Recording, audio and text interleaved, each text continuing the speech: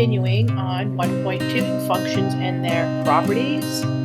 We looked at whether or not it was a function with a vertical line test or repeating x values. We looked at the domain. There are two places where the domain does not exist, and that would be with imaginary numbers and having negatives under the square root, and where the denominator equals 0, causing undefined places. We talked about whether a graph was continuous or discontinuous. We talked about when it's increasing, decreasing, and a constant. Decreasing, a constant, increasing, talking about those in intervals. We looked at boundedness, if it was bounded below, if it was bounded period above and below. And today we're moving on to the extrema, max and mins, the local max and mins. Example 8, identify the local extrema. That would be your maximums and minimums. Decide whether this function has any local max or minimas. If so, find each one, at which x, the value of x that it occurs. All right, let's start by looking at this on the graphing calculator. There, I can see that much better. So I went down to -30 and I went by a scale of 3. Just a sketch. All right, so we can see that we have a minimum value here and here, and then we do have a maximum value in the middle. We are going to calculate. So we're going to go to above trace. We're going to calculate. Let's start with calculating the minimum, number 3. Left bound means I need to be on the left-hand side of that minimum. So I'm going to bring my cursor over. I am on the left-hand side of this minimum. Now I need to be on the right side. I hit enter and enter again. And it says the minimum is at -2, -2.1, and the y value is -24.1.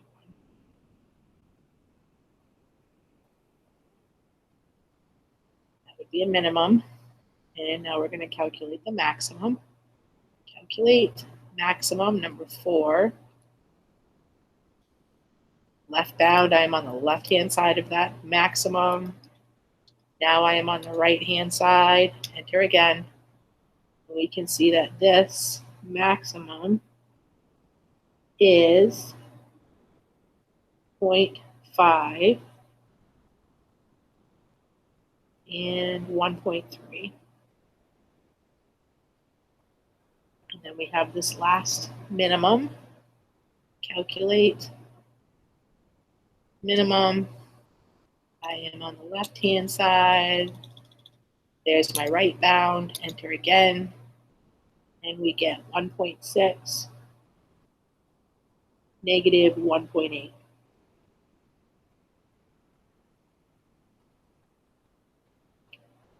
So it does have local max and mins, and we found each x that occurred at those places.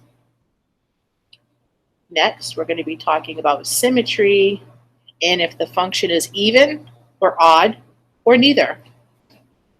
An even function has symmetry around the y-axis.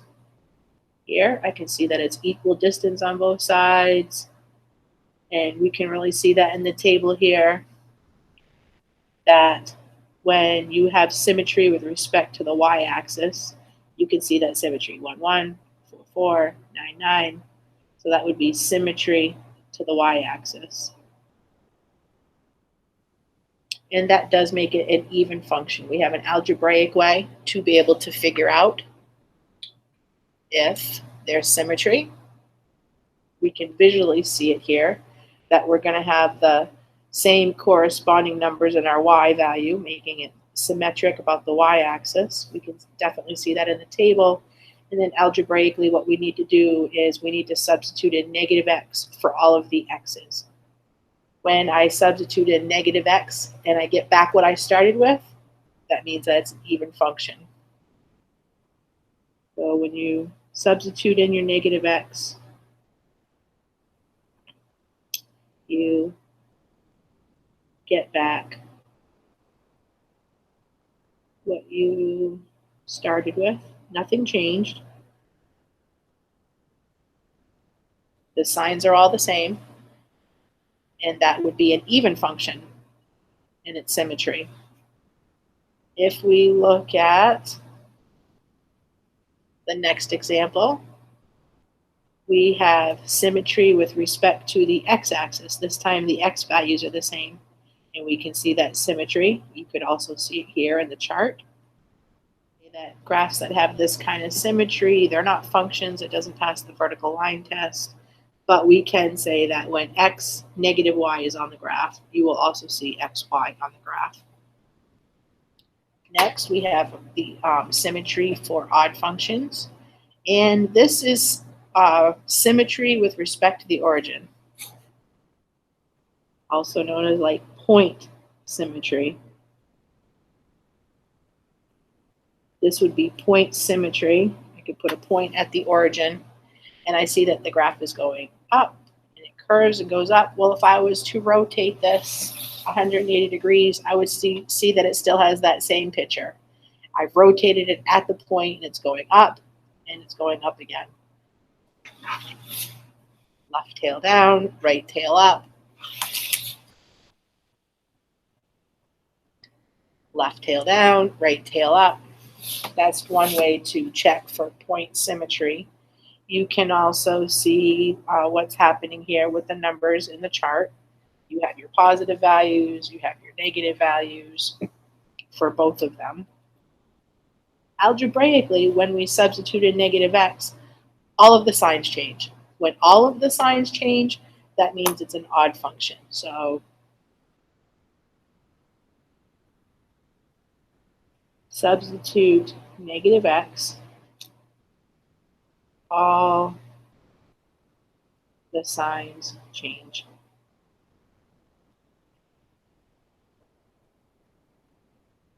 And that is why you see here that they will pull it out front to say that everything that comes after that, the signs have changed. This shows algebraically that there is point symmetry at the origin. When x is 0, I would get negative 3. When x is 1, I would get negative 2. And when x is negative 1, I would also get negative 2. When x is 2, I would get 4 minus 3 is 1. And that would also be true for negative 2. Here is the parabola. If I had a table of values, we can see the symmetry in the y values. 1, 1, negative 2, negative 2, 3. We can see that within the y. This typically means that it's an even function, but let's check algebraically. We have f of x equals x squared minus 3. I need to substitute in negative x. So we have x squared minus 3. I'm substituting in negative x. What are we going to get back? Are we going to get back what we started with? Are we going to get back that all the signs changed? Or are we going to get back that some of the signs changed and some of them didn't? F of negative x equals negative x times negative x is x squared minus 3. This is exactly what I got when I started with. None of the signs have changed. X squared is still positive, 3 is negative. That means that this is an even function. All right, we'll start with the graph. X squared minus 2x minus 2. I'm going to reset my window to be a 10 by 10, zoom number 6, standard zoom. 0, negative 2,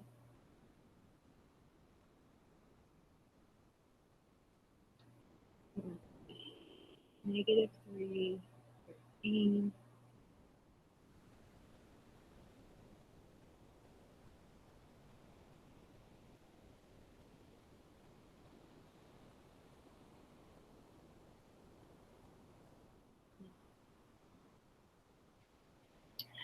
You would think at first that maybe this would be an even function because you think of parabolas as having symmetry.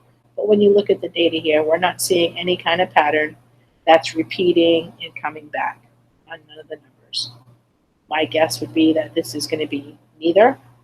Let's check that algebraically. So f of x equals x squared minus 2x minus 2. We substitute in negative x.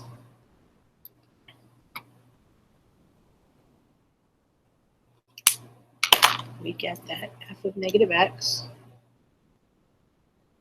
equals negative x times negative x is x squared. Negative 2 times negative x is positive 2x minus 2.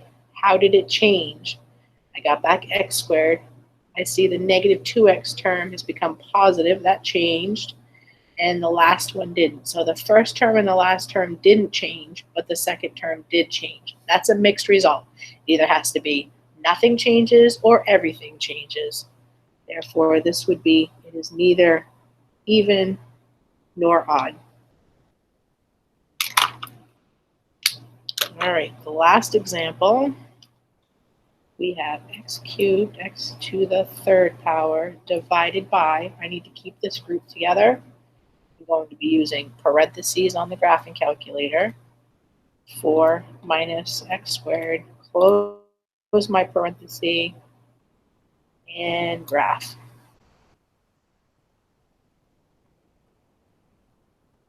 Okay, looks like there could be some symmetry here, maybe point symmetry, where I could rotate this. It's coming up, turns, comes up, and then I see left corner, right corner. I flip my calculator, it is the same curve going up, left corner, right corner. It seems to have some symmetry.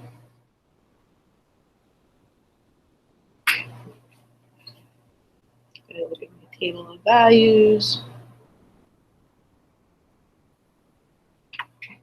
We are definitely seeing a pattern here, starting out at the edges. It's in my table of values, and we see we have the same number except for signs, the same error, the same number except for signs, and then 0. This is looking like an odd function, but let's check this and see. H of negative x, negative x raised to negative x times negative x times negative x is going to be a negative x cubed. And then we have 4 minus negative x times negative x is a positive x squared. So we have 4 minus, and then we just evaluated just the negative x to the second power, which is x squared. It is hard to see that it would be an odd function. They're not usually so difficult to spot. We know that all of the signs need to change in order to have an odd function. If I pulled this negative out front,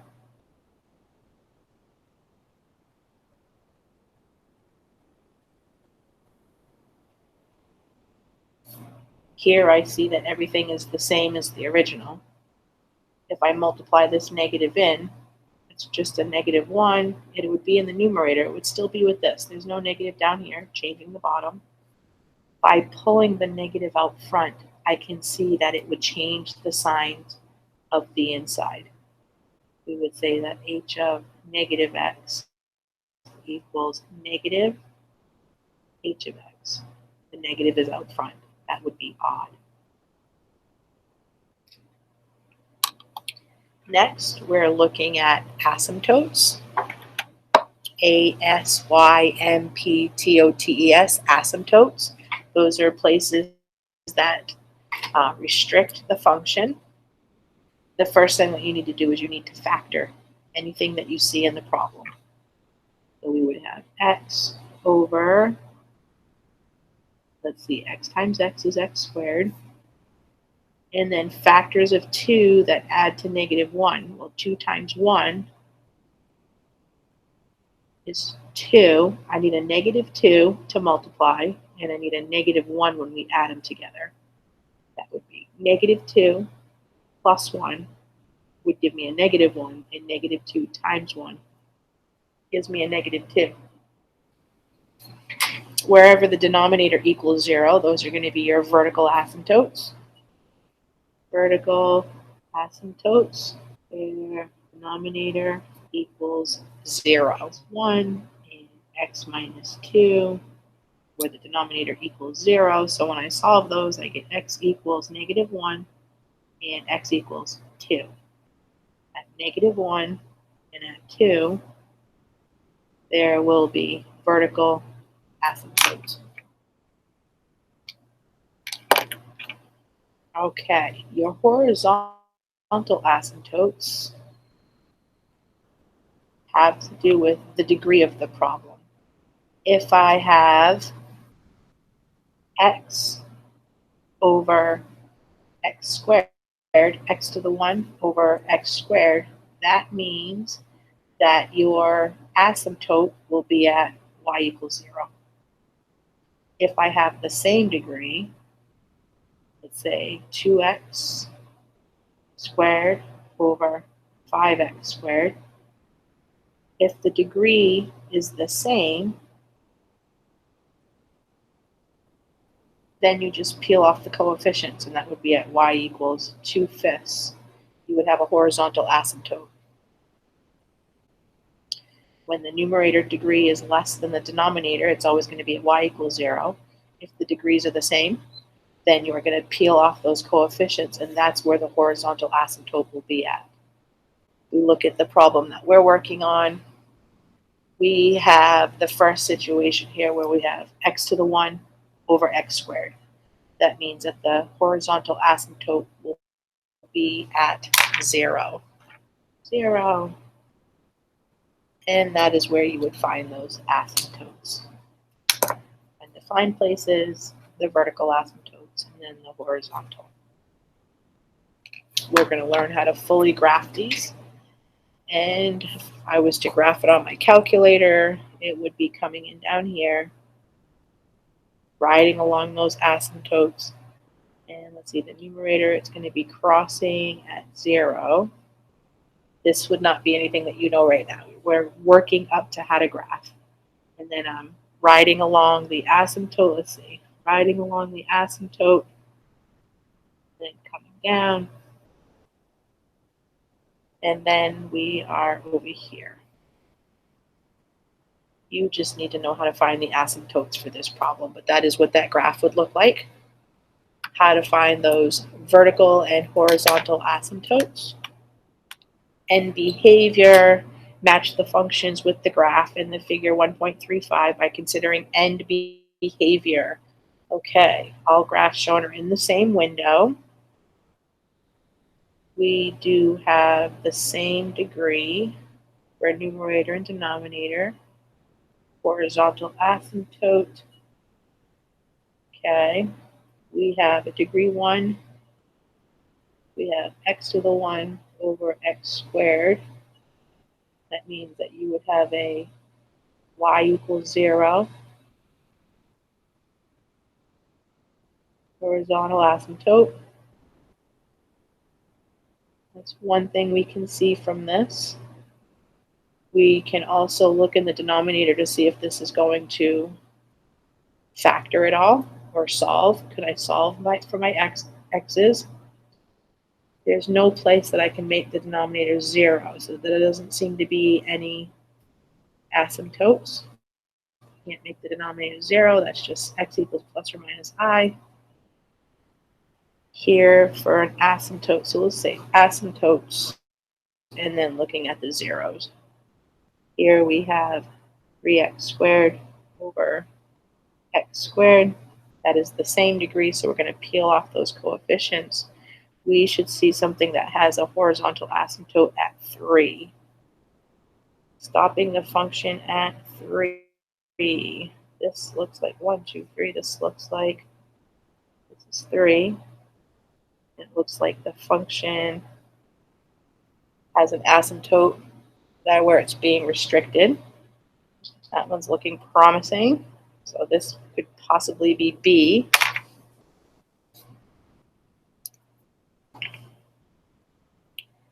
All right. What else do we have here? Okay. This one has a horizontal asymptote at 0. That means that the line, the end behavior is heading towards 0. Which one of these looks like it's heading towards 0? Like it's approaching it. This right here, you can see the tails of the function are heading towards 0. The tail is heading towards 0. I would say that that would most likely be A. We know that when x is large, that the denominator in each of these functions is almost the same number as x squared. We could replace the denominators with x squared just to see what's going on. And let's say we did that on this one. We could have 3x over x squared. And when we simplify that, we would have 3 over x. Okay, that's heading towards 0. If we have 3x squared over x squared, we get that y equals 3. We are heading towards 3.